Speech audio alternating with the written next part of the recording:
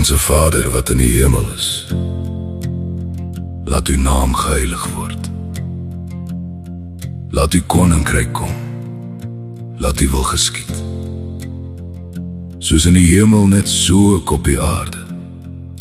Gee ons vandag ons daaglikse brood, en vergeef ons ons skulde, soos ons ook ons skuldenaars vergewe, en lei ons nie in versoeking nie, maar verlos ons van die bose. Want aan U behoort die koninkryk, en die krag, en die heerlikheid, tot in ewigheid.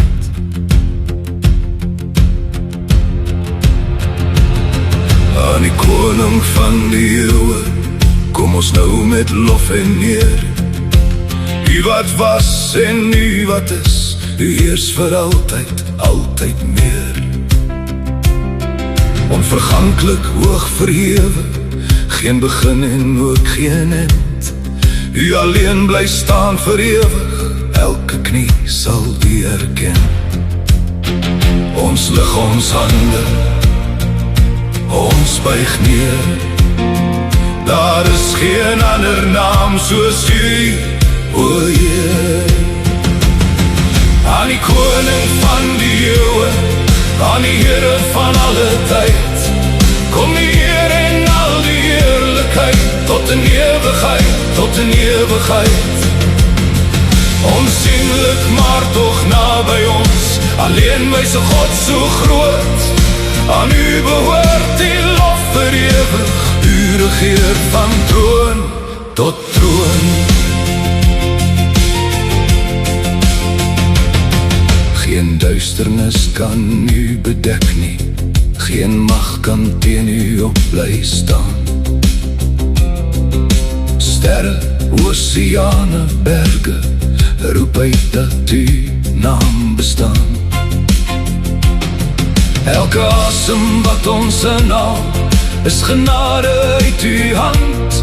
Elke dag en elke môre, word gedra deur U verstand.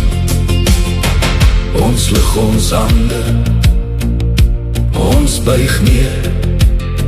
Daar is geen ander naam soos U, o Heer. Aan die koning van die eeuwe, aan die Here van alle tyd, kom die Heer en al die heerlikheid, tot in ewigheid, tot in ewigheid. Onsienlik maar toch naby ons, alleen wyse God so groot.